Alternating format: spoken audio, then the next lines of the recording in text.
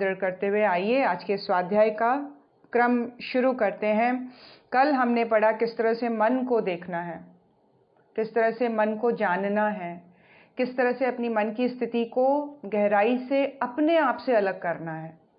वहाँ पे दो के एग्जिस्टेंस को फील करना है, वहाँ पे दो की एंटिटी को फील करना है अपने अंदर कि यहाँ दो चीज़ें घट रही हैं। मैं अलग हूँ और ये जो हलचल है जिसके कारण मुझे ऐसा लग रहा है कि मैं निराश हूँ, जिसके कारण मुझे ऐसा लग रहा है कि मैं उदास हूँ, लेकिन वास्तविकता कुछ और है।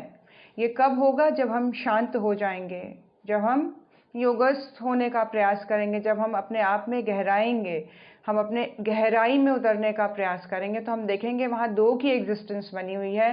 मन की जो एग्जिस्टेंस है वो हमारे अपने अस्तित्व से बिल्कुल अलग हटके है, परे है।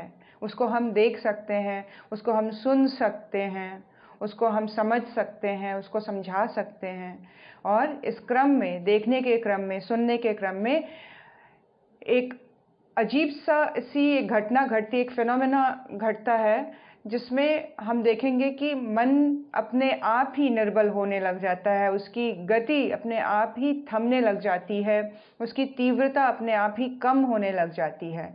ये अंतर जगत की यात्रा का विज्ञान समझा रहे हैं श्रद्धेय डॉक्टर साहब, बहुत ही सुंदर तरीके से। ये अंतर जगत की जो यात्रा है, ये जो जर्नी है, ये बहुत इम्पॉर्टेंट है। इसमें हमें बिल्कुल धीरे धीरे कदम बढ़ाना है, कहीं कोई हड़बड़ाने की ज़रूरत नहीं है। मन को देखने की प्रैक्टिस ही अगले 1 महीने तक चले, 40 दिन तक चले, 90 दिनों तक चले, उसमें कोई प्रॉब्लम नहीं है।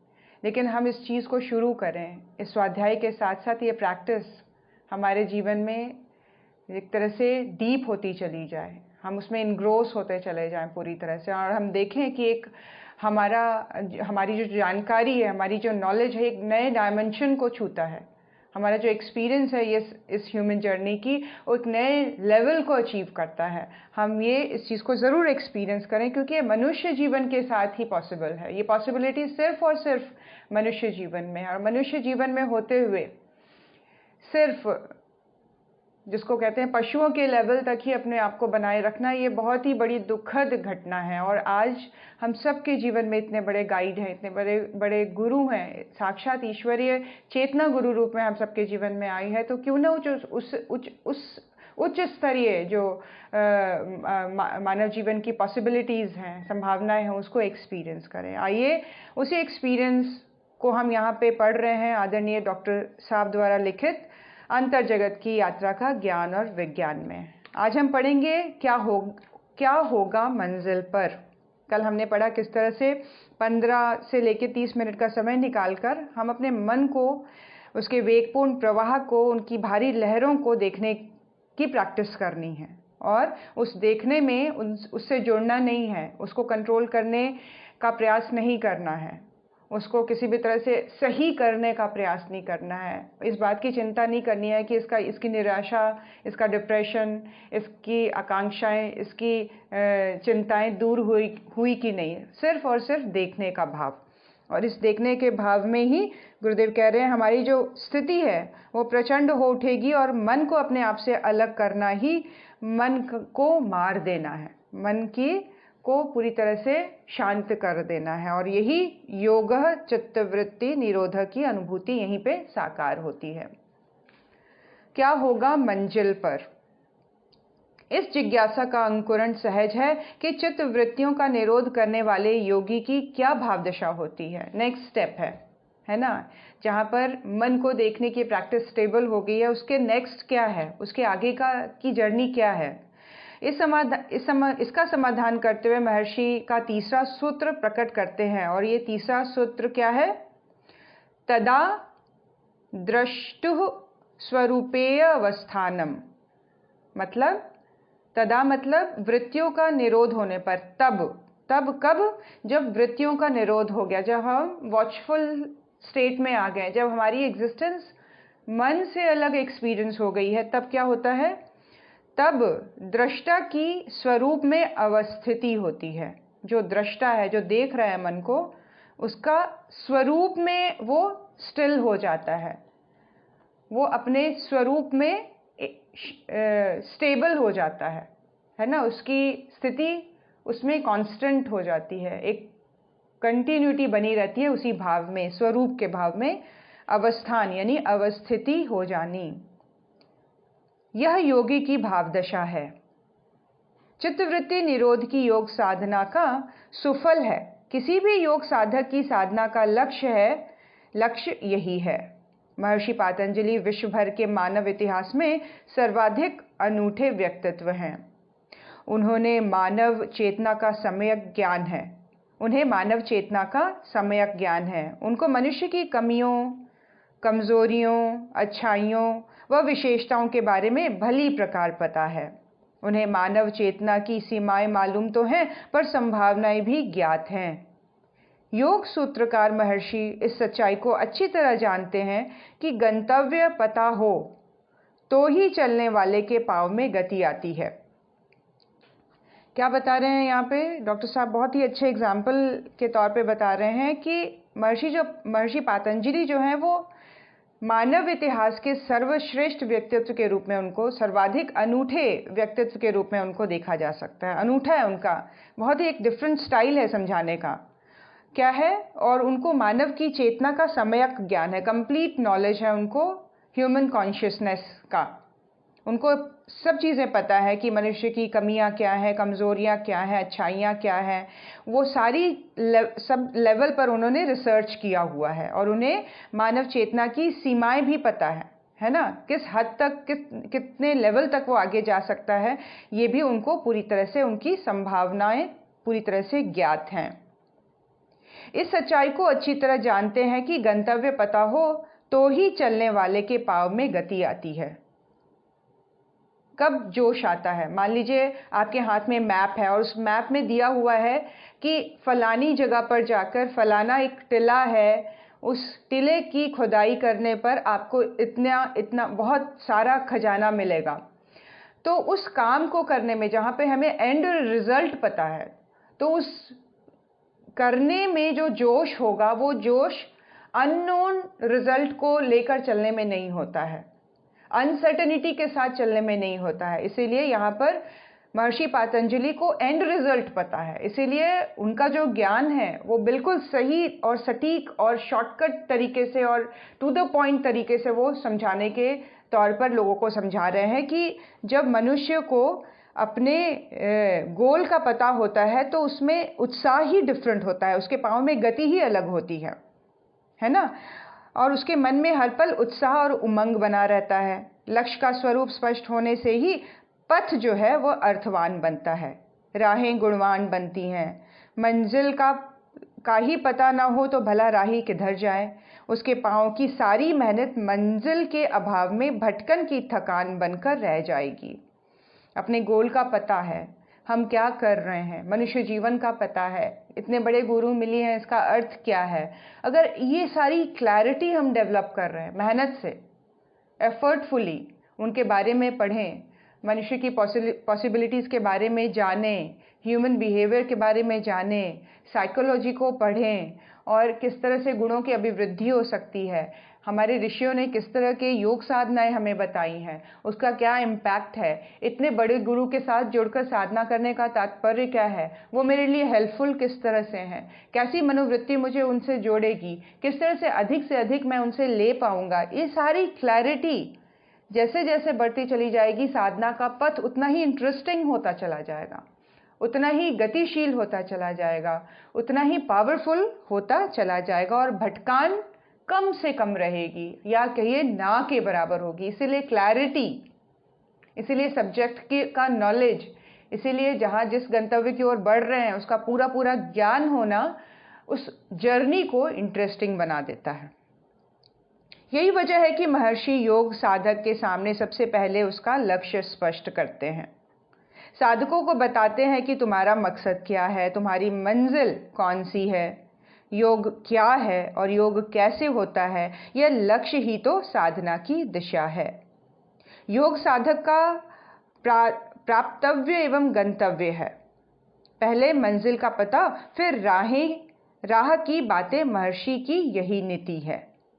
एक बहुत ही अच्छे गाइड, एक बहुत ही अच्छे टीचर की तरह, एक बहुत ही अच्छे इंस्ट्रक्टर की तरह यहाँ पे महर्षि पतंजलि जी को पिक्चराइज किया जा रहा है।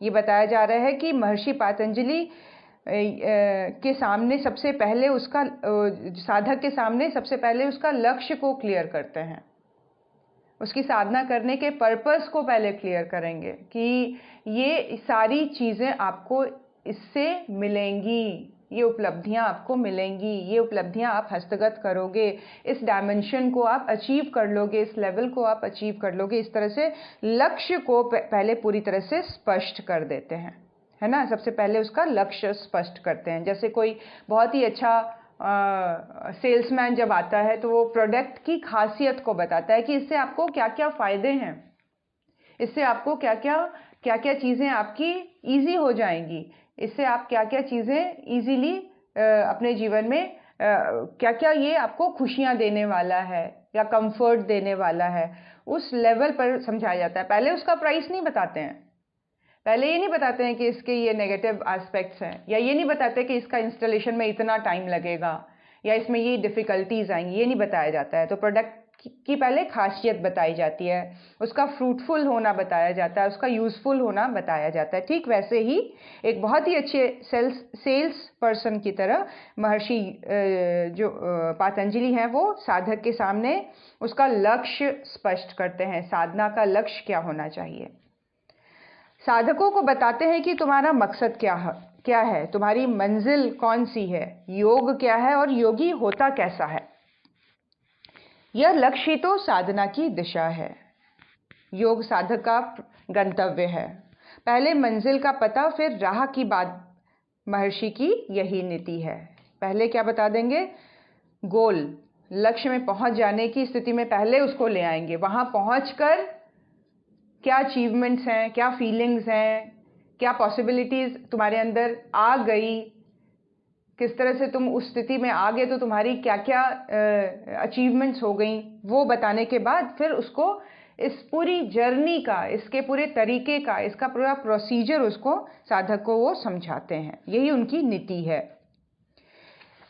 इसी कारण वह पहले समाधिपाद के सूत्रों का बयान करते हैं, बाद में साधन पाद के सूत्र बताते हैं। इसीलिए वो क्या बताते हैं, एंड रिजल्ट बताते हैं, समाधिपाद के सूत्र समझाने लग जाते हैं कि समाधिस्थ स्थिति में कैसी अनुभूति है, क्या अचीवमेंट है, क्या दिव्य अनुभूतियां साधक को होंगी, उसको किस किस तरह की रिद्धि सिद्धियां प्राप्त हो जाएंगी, और बाद में उसको साधन पाद बताया जाता है कि वहां तक पहुंचने का सूत्र क्या है।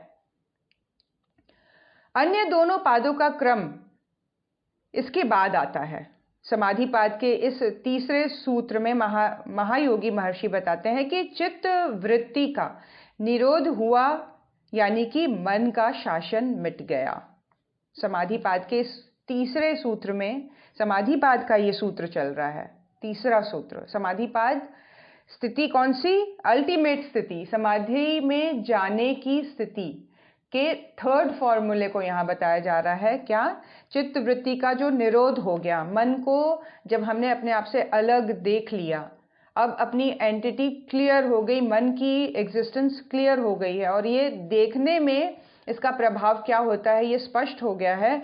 वहीं पे हम साधक एक्सपीरियंस करता है कि मन का जो शासन है, मन का जो कंट्रोलिंग पावर था, मन का जो मेरे ऊपर एक डोमिनेंस बना हुआ था, वो मिटता चला जा रहा है, कमज़ोर और वीक होता चला जा रहा है, और तब साधक सिद्ध हो जाता है।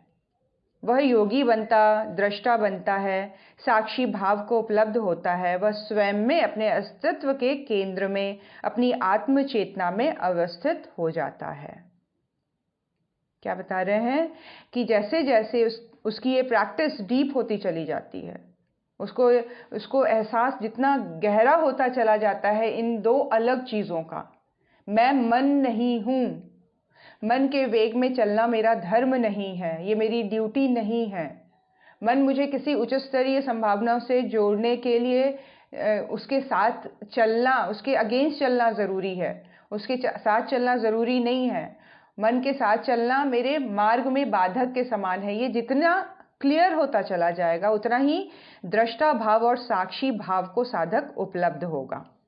वह स्वयं में अपने अस्तित्व के केंद्र में, अपनी आत्म चेतना में अवस्थित होने लग जाएगा। वो कोर में आने लग जाता है, वो मूल में आने लग जाता है, वो रूट के पास आने लग जाता है, वो बेस के पास, वो बिल्कुल प्लेटफॉर्म जो हमारे व्यक्तित्व का है या हमारी पर्सनालिटी का है, उसके क्लोज आने लग जाता है। जैसे ही हम कोर के नज़दीक आते हैं, हम बहुत स्ट्रांग फील करने लग जाते हैं। धरती में भी अगर आप देखें खनिजों का जो क्रिएशन है, जो धरती माँ के अंदर ये जो चीज़ें बनती हैं, खनिज पदार्थ, वो जैसे जैसे हम कोर में जाते जाएंगे धरती के, वैसे वैसे उतने ही ज़्यादा मूल्यवान धरोहर हमारे हाथ लगती चली जाती हैं, उतने ही इम्पॉर्टेंट, उतने ही एक्सपेंसिव चीज़ें, जिसमें कहा जाता है कि डायमंड आता है, जिसमें सोना आता है, तो वो उतनी ही गहराई में उतरने पर मिलते हैं। ठीक उसी तरह कोर में से मिलने की बात हो रही है। मन से जितने अलग होते चले जाएंगे, दृष्टा भाव उतना स्ट्रांग होता चला जाएगा और व्यक्ति अपने जो आत्म चेतना में अवस्थित होने लग जाता है, अपने अस्तित्व में केंद्रित होने लग जाता है, अपनी एग्जिस्टेंस के मूल में सेंट्रलाइज होने लग जाता है, स्टेबलाइज होने लग जाता है। और वो स्थिति इक्विलिब्रियम की है, वो स्थिति बैलेंस्ड हो जाने की है, वो स्थिति स्टिल में आ जाने की है, वो स्थिति प्रेजेंट में आ जाने की है। यही बुद्धत्व का अनुभव है। बोध हो जाना यही एक्सपीरियंस है। बोध और कुछ और है ही नहीं।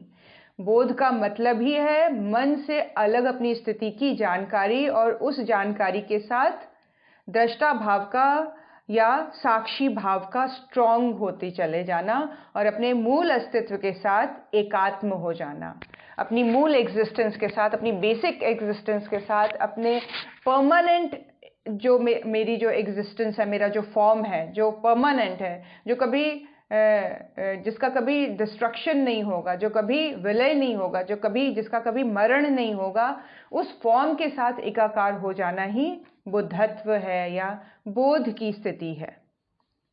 योगियों का कैवल्य यही है। जीवन में समस्त प्रश्नों का समाधान करने वाली समाधि यही है। ज्ञानियों की चरम दशा यही है। विभिन्न साधनाओं के नाना पथ इसी लक्ष्य की ओर जाते हैं। योगीवर स्वामी विवेकानंद ने इस गंतव्य पर पहुंचकर गाया था। बहुत सुंदर पंक्तियां हैं, बड़े ध्यानपूर्वक सुने। ये स्थिति, ये महान स्थिति, ये समाधिस्थ की स्थिति, ये अपने अस्तित्व में केंद्रित हो जाने की स्थिति, ये आत्मचेतना में विलीन और अवस्थित हो जाने की स्थिति में योगीवर स्वामी विवेकानंद के मुख से कुछ बहुत ही स्वर्णिम पंक्तियां निकली और वो इस प्रकार हैं। सूर्य भी नहीं है, ज्योति सुंदर शशांक नहीं, छाया यह व्योम में यह विश्व नजर आता है। मनो आकाश अस्फुट भासमान विश्व वहां, अहंकार स्रोत ही में तिरता डूब जाता है। धीरे धीरे छाया दल लय में समाया जब, धारा निज अहंकार मंद गति बहाता है। बंद वह धारा हुई, शून्य से मिला है शून्य, अवांग मन संगोचरम वह जाने सो ज्ञाता है। अवांग मन सगोचरम वह जाने सो ज्ञाता है। मन के पार का जो बोध है, यही वह स्थिति है। मन के पार यही है बोध की स्थिति। मन के पार हो जाना, मन को पीछे छोड़कर आगे बढ़ जाना, मन के इम्पोर्टेंस को अपनी लाइफ से ख़त्म कर देना, मन की चाहनाओं आकांक्षाओं को तिरोहित करना, उसको एक तरह से ओवर पावर करके आगे बढ़ने की स्थिति ही बोध की स्थिति है। यही है अपने स्वरूप में अवस्थिति। इसी में स्थिति होकर साधक दृष्टा बनता है, योगी बनता है, कर्म और जीवन का, भाव और विचारों का, देह प्राण मन सृष्टि और समष्टि की समस्त हलचलों का साक्षी बनता है। किस किस चीज़ को वो देख पाता है? वो अपने कर्म को देख पाता है, वो अपने भावों को देख पाता है, वो अपने विचारों को सुन पाता है, वो ये देख पाता है कि इस देह को कैसे प्रयोग किया जा सकता है। वो देख पाता है इसको एज अ इंस्ट्रूमेंट, वो देख पाता है इसको एज अ सेवक, है ना। वो प्राण को भी अपने आप से अलग अलग देख पाता है। वह मन को, सृष्टि को और सृष्टि में चल रही समस्त हलचलों को वो साक्षी भाव से देख पाने की स्थिति में हो जाता है। तो पहला जो विजय है, पहला जो ब्लॉक है, पहला जो चैलेंज है, वो मन को अपने आप से अलग देख पाने का चैलेंज है। उसको जीतना, उससे हार जाना बाद की बात है।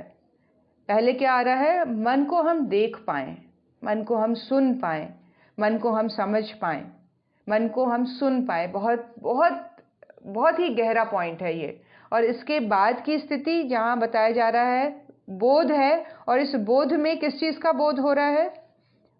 बोध में हम अपने जीवन को देख पा रहे हैं, हम अपने भावों को, विचारों को, मन को, सृष्टि और सृष्टि में हो रही समस्त हलचलों को बिल्कुल साक्षी भाव से देख पाने की सामर्थ्य इसके बाद अपने आप आती चली जाती है। ये ऑटोमेटिक होता है ये क्रम। इसमें कहीं भी फोर्सफुली साधक को कुछ भी करने की ज़रूरत नहीं है। ये एक सेटिंग इस तरह से बनाई गई है, ह्यूमन एग्जिस्टेंस इस तरह से बनाई है कि मन नाम का स्विच जैसे ही हम ऑफ कर देते हैं तो जो बाकी जो करंट का जो फ्लो है वो समस्त भावनाओं को बहुत उच्च स्तरीय सरंजाम तक लेके जाता है। जो मन है उसको, उसके एग्जिस्टेंस को, उसके स्विच को ऑफ करना है, उसके होने को ना होने में परिणत कर देना है, उसकी रिक्वायरमेंट को यूजलेस बताने में परिणत कर देना है, उसकी डिमांड्स को बिल्कुल बेकार की होने में परिणत, अपनी अंडरस्टैंडिंग के लेवल पर वो चीज़ सहज भाव से होता चला जाए और उसके नेक्स्ट की जो स्थिति है वो बहुत ही आनंदपूर्ण और बहुत ही पावरफुल अपनी एग्जिस्टेंस के रूप में साधक फील करता है। परम पूज्य गुरुदेव के जीवन में इस सूत्र का जागरण अपने सद्गुरु के प्रथम मिलन में ही हो गया था। प्रथम मिलन 15 वर्ष की आयु, वसंत पंचमी का दिन और उस छोटे से बालक के कमरे में उनके गुरु का आना। ये जो जागरण है, ये जो समर्पण है, ये जो मन से अलग होने की दिशा है, उसी दिन उनके जीवन में घट गई। वह जन्म जन्मों के योग साधना से सिद्ध थे। महात्मा कबीर, समर्थ रामदास, श्री रामकृष्ण परमहंस के रूप में उन्होंने योग के सभी तत्वों का सम्यक बोध प्राप्त किया हुआ था। पिछले 3 जन्मों को में उनका जो तप था वो बहुत ही सघन हो चुका था इस जन्म में, और इस जन्म में उनके तप की सघनता, उनके संस्कार का उच्चतम स्थिति में प्राप्त हो जाना, उनके मनोभाव का श्रेष्ठतम स्थिति में होना, उस क्षण को खींच के ले आया जब इतनी जल्दी उनको अपने जीवन में इतने बड़े गुरु से साक्षात्कार हुआ और उनका निर्देश मिला। उनके अनुशासन में उनके जीवन को चलने का निर्देश मिल गया इतनी छोटी कम उम्र में। क्यों? जन्म जन्मों का, जन्मांतरों की योग साधना से वे सिद्ध हो चुके थे, वे पूरी तरह से परिपूर्ण हो चुके थे, वो पूरी तरह से जागृत और चैतन्य स्थिति में आ गए थे। इस बार तो उन्हीं की भाषा में सिर्फ पिसे को पीसना और कुटे को कूटना और बने को बनाना ही रह गया था। कुछ अलग से करने की ज़रूरत नहीं थी। वो बिल्कुल पिसे हुए, कुटे हुए और बने हुए ही आए थे। किसी चीज़ को करने की आवश्यकता उनके जीवन में नहीं थी, यानी कि किए हुए का पूर्वावलोकन करना था, है ना। जो चीज़ की हुई थी उसको ही रिपीट कर रहे थे वो, है ना। एक तरह से हम लोग बोलते हैं ना कि उसको, कोर्स को फिर से आप रिहर्सल कर लो या रिवाइज कर लेना। रिवाइज करने के प्रोसेस में सारी चीज़ें हो रही थी। कोई भी चीज़ नया नहीं था। जप करना, अनुष्ठान करना, साधनाएं करना, ये सारी चीज़ों को एक रिवर्स प्रोसेस के रूप में उन्होंने इस जन्म में किया। सदगुरु की कृपा की किरण उतरी, बस एक पल में सब हो गया। इस अनुभूति को गुरुदेव यदा कदा हंसते हुए बता देते हैं। वह कहते हैं, तुम लोग एक बार यदि बहुत अच्छी तरह से साइकिल चलाना सीख जाओ, तुम्हें खूब ढंग से साइकिल चलाना आ जाए, फिर तुम्हारी साइकिल यदि किसी तरह बदल जाए या बदला दी जाए तो नई साइकिल में किसी तरह की कोई कठिनाई नहीं आती। बस थोड़ी देर बाद नई साइकिल भी पुरानी साइकिल वाली की तरह अच्छी तरह से चलने लग जाती है। प्रैक्टिस की बात, अभ्यास की बात। किस चीज़ का अभ्यास है? हमें जन्मांतरों से उस अभ्यास को कंटिन्यू करना फिर इजी हो जाता है, फिर डिफ़िकल्ट नहीं होता। ऊपर से जो फॉर्म है वो चेंज हो गया है।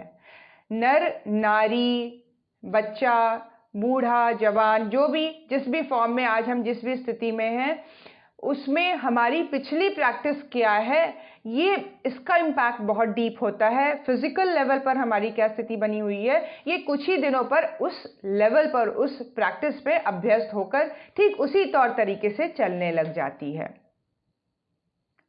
गुरुदेव बताते हैं, बस कुछ ऐसा ही मेरे साथ भी हुआ।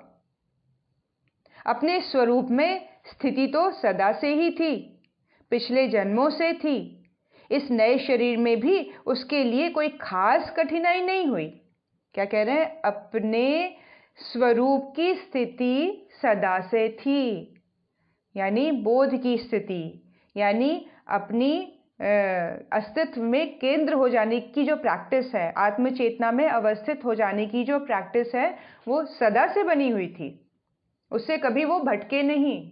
वो निरंतर पिछले 3-4 जन्मों से वो उस चीज़ को प्रैक्टिस करते ही चले आ रहे थे, योगस्थ जीवन जीते चले आ रहे थे। तो ये वृत्ति, ये टेंडेंसी, ये प्रैक्टिस इनकी बनी ही हुई थी, वो कभी उससे अलग हुए ही नहीं, है ना। इस नए शरीर में भी उसके लिए कोई खास कठिनाई नहीं हुई। ये जो नया शरीर मिला, ये जो नया फिजिकल फॉर्म मिला उनको, इसमें भी जो उनकी चेतना की जो स्थिति है वो वही बनी हुई है। बोधत्व में वो स्थित हैं।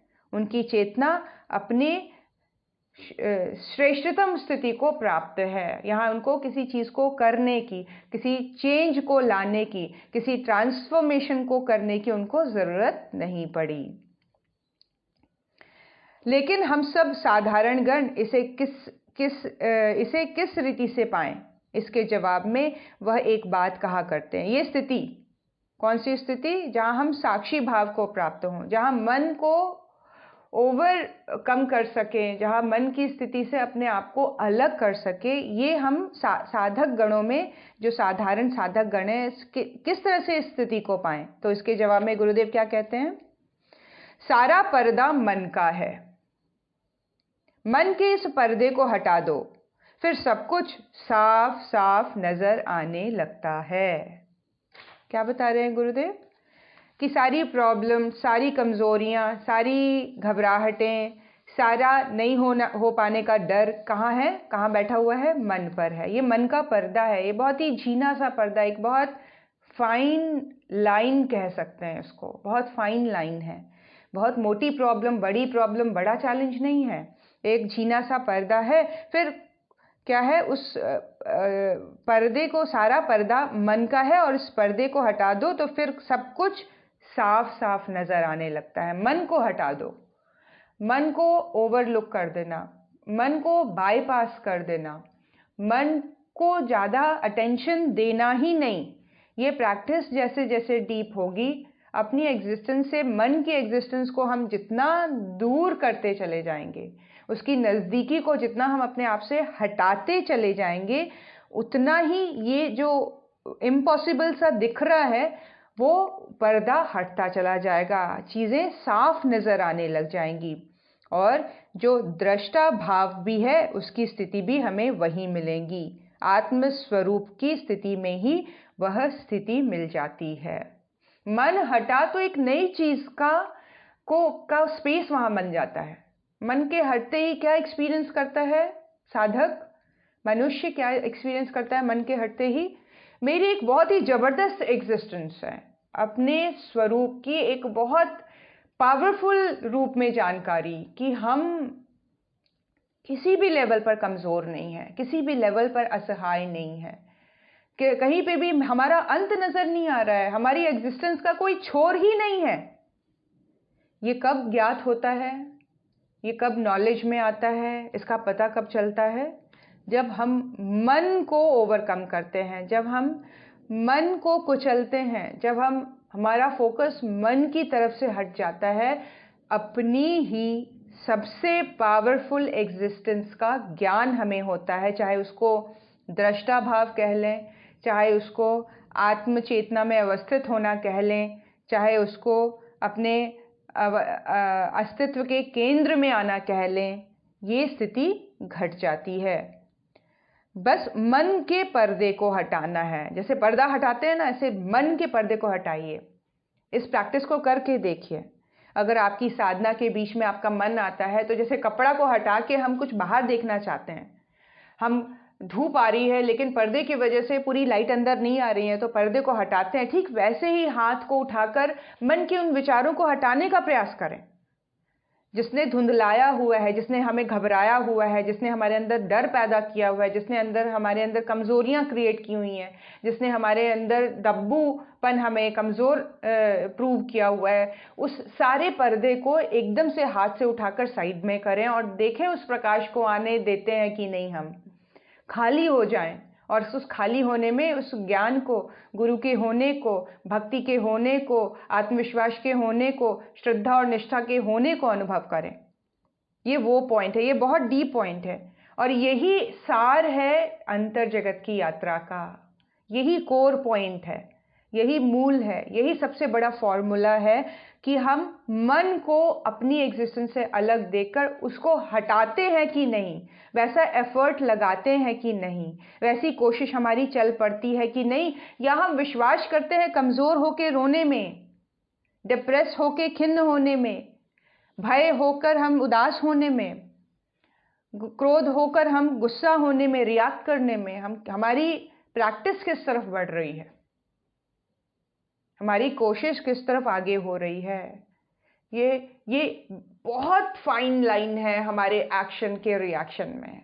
एकदम से भाव उठते हैं और हमारा रिएक्शन हो जाता है, लेकिन उसको स्लो प्रोसेस में करें, उसको एक बार स्लो मोशन में देखें अपने अंदर क्या घट रहा है और ये घटा कौन रहा है, ये कौन है जो ऐसे बोल रहा है, ये कौन है जो इस तरह से मुझे महसूस करवा रहा है और ये कह रहा है कि मेरी स्थिति ऐसी है। जरा आंख बंद करके देखूं तो सही, जरा आंख बंद करके सुनूं तो सही उस भाव को। और इस सुनने और देखने में हम देखेंगे कि हमारी खुद की एग्जिस्टेंस बहुत स्ट्रांग है और उसको हम जैसे जैसे प्रैक्टिस के लेवल पर स्ट्रांग करते चले जाएंगे, वो स्थिति आके ही रहेगी जहां, जिसको कहा है गुरुदेव ने, बोध की प्राप्ति, केंद्र में आना, अपने अस्तित्व के केंद्र में अवस्थित हो जाना, आत्मचेतना में अवस्थित हो जाना, उस पर्दे का हट जाना, उस प्रकाश का आ जाना, आत्मस्वरूप की स्थिति स्पष्ट हो जानी। बस मन की झिलमिल के कारण नजर नहीं आ पाता है। बात पते की है, समझ में भी आता है, लेकिन यह हो तो कैसे, मन का पर्दा हटे तो कैसे हटे। महर्षि पातंजलि भी यही कहते हैं कि चित्त वृत्तियों का निरोध हो तो योग सद जाए, तो ये योग साधना का सुफल मिल जाए, अपने स्वरूप में अवस्थित हो जाए। लेकिन सवाल ये है कि ये हो तो कैसे हो, मन का पर्दा हटाएं कैसे, मन को सुने कैसे, मन को देखें कैसे। इस कठिन सवाल का बड़ा आसान सा जवाब गुरुदेव देते हैं, बड़े ध्यानपूर्वक सुनेंगे। इस कठिन सवाल का जवाब जो गुरुदेव दे रहे हैं बड़ा आसान है। क्या है? वह कहते हैं, मैंने अपने मन को अपने मार्गदर्शक सत्ता का गुलाम बना दिया है। हमें क्या चाहिए?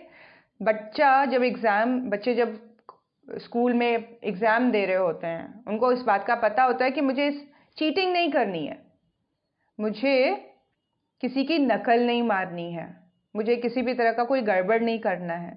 लेकिन जब वो एग्जामिनर हॉल में नहीं है, तो कमजोर मनोवृत्ति के लोग, जो मन जिनका पूरी तरह से हावी है, जो छोटे छोटे फायदे के लिए तुरंत गलत चीज़ों को करने के लिए तैयार हो जाते हैं या गलतियां करने के लिए रेडी रहते हैं, तो ऐसी मनोवृत्ति के जो बच्चे हैं, जो स्टूडेंट हैं, जो बड़े बच्चे भी हैं कॉलेज में, वो क्या करेंगे?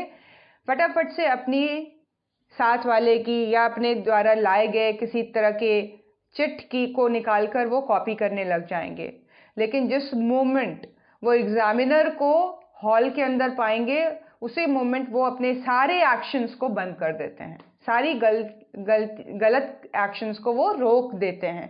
ठीक उसी प्रकार गुरुदेव कह रहे हैं कि मैंने अपने मन को अपने मार्गदर्शक सत्ता का गुलाम बना दिया। हम सभी संसार में मन के, मतलब यहाँ तक कि गुरुदेव अपना एग्जाम्पल दे रहे हैं, ऑल्दो उनके पूरे जीवन में मन नामक किसी भी चीज़ की प्रॉब्लम उनके पूरे अस्तित्व में है ही नहीं, लेकिन फिर भी हमारे लेवल पर उतर के वो क्या बात कर रहे हैं कि मैंने अपने मन को कैसे कंट्रोल किया, या मन के ऊपर मैंने विजय कैसे पाई। मैंने अपने आप को मार्गदर्शक सत्ता का गुलाम बना दिया। मन को उस एग्जामिनर का गुलाम बना देना। जब वो है तो मुझे चीटिंग नहीं करनी है, तब मुझे डिसिप्लिन तरीके से आंसर शीट पर मुझे जो आता है वो लिखना है, मुझे वहाँ पे ईमानदारी को मेंटेन करना है। अगर मैंने यहाँ बेईमानी की तो मुझे रेस्टिगेट कर दिया जाएगा, मेरा पेपर छीन लिया जाएगा और मेरी परीक्षा अधूरी रह जाएगी। ठीक वैसे ही मन को समझाना है, क्या उसको किसी ऐसे बड़े व्यक्तित्व का डर अपने मन में बिठा देना है। डर कह लीजिए, रिस्पेक्ट कह लीजिए, उसको इम्पोर्टेंस देने की बात समझा देनी है, उन्हीं का सुनना है, उन्हीं का समझना है, मुझे उन्हीं के निर्देशों को फॉलो करना है। ये कितनी फोर्सफुली हम अपने जहन में बिठा सकते हैं, अपने मन को समझा सकते हैं। तो क्या होगा, तुम अपने मन को अपने सद्गुरु का गुलाम बना दो, उन्हें अर्पित और समर्पित कर दो। तुम ऐसा कर सके, इसकी एक ही कसौटी है कि तुम अपने लिए ना सोचो, ना अतीत के लिए परेशान हो, ना वर्तमान के लिए विकल हो, ना ही भविष्य की चिंता करो। तुम्हारे लिए जो कुछ भी जरूरी होगा गुरुदेव स्वयं तुम्हारे लिए कर देंगे। तुम्हें तो बस अपने गुरु का यंत्र बनना है। इस संकल्प के कार्य रूप में परिणत होते ही महर्षि पातंजलि के इस सूत्र का अर्थ प्रकट होने लगता है।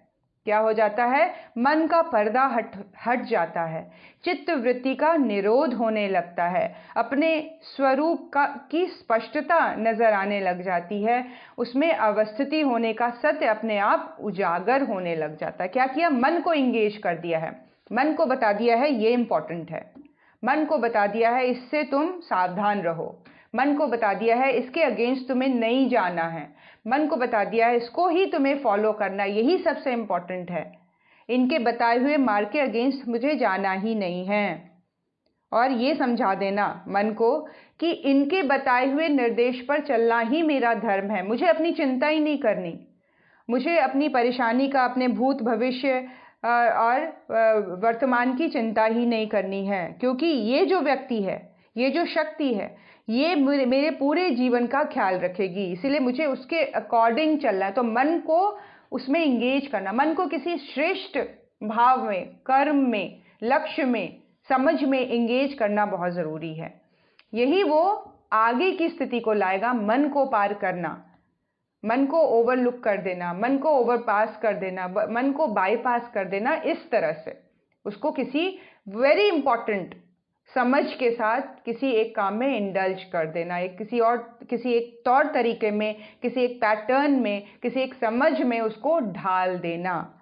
तो इसमें सूत्र प्रकट हो जाता है महर्षि पातंजलि का, जिसमें वो कह रहे हैं कि ऐसी स्थिति जहाँ चित्त को, जहाँ हमारी वृत्तियों को हमने एक समझ के साथ बांध दिया, बहुत स्ट्रांगली, बहुत डीप अंडरस्टैंडिंग के साथ, तो मन का जो पर्दा है वो धीरे धीरे स्वतः ही हटने लग जाता है। ये फिनोमेना अपने आप घटेगी साधक के जीवन में। मन की शक्ति दुर्बल होगी ही, या ये कह लीजिए सही दिशा की ओर अग्रसर होने में मन की शक्ति बढ़ जाएगी, है ना। और इस सूत्र की साधना अंतर चेतना में कुछ इस तरह से स्वरित होगी। श्रद्धेय डॉक्टर साहब ने कुछ पंक्तियां लिखी हैं कि ऐसी स्थिति को जब साधक पा जाता है, जब ऐसी स्थिति को महर्षि के सूत्रों को जब अपने जीवन में उतारता है, तो क्या होता है, महर्षि पातंजलि का सूत्र बना अपने सद्गुरु का स्वर। इसका समग्र अर्थ अंतर चेतना में तब होता भास्वर जब हमारा मन, उसका हर स्पंदन करता गुरुदेव को समर्पण। न बचती कोई कल्पना, न कामना, न याचना, होती बस एक ही प्रार्थना, प्रभु बने हम आपके यंत्र। समर्पण की वर्णमाला एकमात्र मंत्र इसका सुफल होता जीवन में अविकल, आत्म स्वरूप में अवस्थित, तब बनती है जीवन स्थिति। समर्पण हुआ है, इसका मतलब यही है कि अब सद्गुरु के चिंतन एवं उनके कार्यों में संलग्न हो जाएं, फिर अपनी फ्यूचर की चिंता नहीं करें, फिर हमारे जीवन में क्या मिला क्या नहीं मिला, किस चीज़ की कमी रह गई नहीं रह गई, ये जो स्ट्रगल थॉट के लेवल पर बना रहता है, इससे साधक मुक्त हो जाता है, क्योंकि उसको अब एक बड़ा एम मिल गया है, उसको एक बड़ा पर्पस मिल गया है, उसको अपने जीवन के इम्पोर्टेंस का पता लग गया है, उसको ये पता लग गया है कि गुरु के रूप में जो उसके जीवन में इतनी बड़ी इतनी प्रचंड शक्ति है, वो किस तरह से उसको इस भवसागर से उबारेगी, उसके सुनने में ही उसका भला है, उनको अपना जीवन में उनके लिए समर्पण करने में ही भलाई है। ये समर्पण हुआ और ये मतलब हो गया कि वो फिर पूरी तरह से अपने गुरु के कार्यों में ही संलग्न है। मन व्यस्त है गुरु के कार्य में, गुरु के निर्देश को, गुरु के अनुशासन को पूरा करने में, फिर उसमें भटकाव नहीं है। मन कभी मौन होके तो नहीं बैठ सकता ना, हाँ उसकी दिशा बदली जा सकती है, उसको डिफरेंट थॉट प्रोसेस प्रदान किया जा सकता है, उसको डिफरेंट सब्जेक्ट्स दिए जा सकते हैं, उसको डिफरेंट लेवल पर जीवन के इम्पॉर्टेंट होने को समझाया जा सकता है, उसको नई दिशा दी जा सकती है, उसको नए प्रयास से जोड़ा जा सकता है। तो गुरु, यहीं पे गुरु के कार्यों में संलग्न हो जाने की बात हो रही है। डिपेंड करता है कि हम किसी गुरु से जुड़े हैं नहीं जुड़े हैं। तो अब हमें मनुष्य जीवन का लक्ष्य अगर स्पष्ट हो रहा है, तो फिर हमारा करिकुलम कैसा होना चाहिए, फिर हमारे जीवन का कोर्स कैसा होना चाहिए, फिर हमें क्या पढ़ना है, फिर हमें क्या कंज्यूम करना है, फिर हमें कैसे खाना है, फिर समय का किस तरह से उपयोग करना, ये सारी चीज़ों पर हर लेवल पर अपने ऑटोमेटिकली ही व्यक्ति डिसिप्लिन्ड होता चला जाता है। ऐसे में आत्मस्वरूप की अवस्थिति सहज है। इस भाव दशा में मन रूपांतरित हो जाता है, उसकी दृष्टि एवं दिशा बदल जाती है। समर्पण की साधना के द्वारा अपने स्वरूप को जानने पाने एवं अवस्थित होने में मन अनेकों विघ्न खड़े करता रहता है, लेकिन जो साधक है वो समर्पण के इस चैलेंज को अपने जीवन में लेता हुआ आगे बढ़ता चला जाता है। तो इस चीज़ को हम समझें, हम सभी के लिए ये चैलेंज है मन से ऊपर उठना, और मन से उठने को एक तरह से मन को सही दिशा में बिजी करने, व्यस्त करने, इंडल्ज करने, उसको किसी चीज़ में लगा देने, उसका ध्यान पूरी तरह से आकृष्ट कर देने की जो प्रैक्टिस है वो साधक कर पाता है। वो उस मार्ग पर जब लक्ष्य हमें पूरी तरह से क्लियर होगा, जब हमें सब्जेक्ट की पूरी तरह से क्लैरिटी होगी, तब ऑटोमेटिकली हमारे प्रयास उस ओर बढ़ेंगे जहाँ हम मन को एक नया डायरेक्शन, एक डाइवर्जन, एक नई दिशा, एक नया फ्लो, एक नए प्रवाह से उसको जोड़ पाएंगे, और हम देखेंगे कि यही मन हमारे लिए सहायक बनता चला जा रहा है, यही मन हमारा मित्र बनता चला जा रहा है, यही मन हमारी साधना मार्ग में हेल्पफुल होता चला जा रहा है। आइए गुरु सत्ता के चरणों में नमन करें, उनसे शक्ति सामर्थ्य मांगे। वंदनीय माता जी, परम पूज्य गुरुदेव, बस इसी एकमात्र कारण से उनका अवतरण हुआ है इस सृष्टि में कि हम मनुष्यों का, हम बच्चों का जीवन वो श्रेष्ठतम संयोग के साथ, पॉसिबिलिटीज़ के साथ जोड़ते चले जाएं, हमारे स्वर्णिम भविष्य से हम जुड़ते चले जाएं, हमारे प्रयास बढ़े चढ़े होते चले जाएं, हम सही सुख के साथ, शाश्वत सुख के साथ, शाश्वत आनंद के साथ हम सभी जुड़ते चले जाएं। ऐसी शक्ति, ऐसी सामर्थ्य गुरु सत्ता हमें प्रदान करना चाहती है, हमें प्रदान करने के लिए उत्साहित बैठी है ना, बिल्कुल विकल बैठी हुई है देने के लिए, पूरी तरह से जोश के साथ बैठी हुई है। बस उस मौके का हम पूरा फ़ायदा उठाएं, उस मोमेंट को हम वेस्ट नहीं जाने दें, हम अपने आप को खोलें, हम अपने आप को पूरी तरह से गुरु के लिए ग्रहणशील बनाएं, हम उन गुरु की चेतना को आत्मसात करने के लिए खुल जाएं। ऐसा भाव हम सबके मन में, बुद्धि में, चित्त में गहराता चला जाए। गुरु सत्ता के चरणों में शत शत नमन। ओम नमोस्त्वनंताय सहस्त्रमूर्तये सहस्रपादाक्षिशिरोरुबाहवे सहस्रनाम्ने पुरुषाय शाश्वते सहस्रकोटियुगधारिणे नमः सहस्रकोटियुगधारिणे नमः।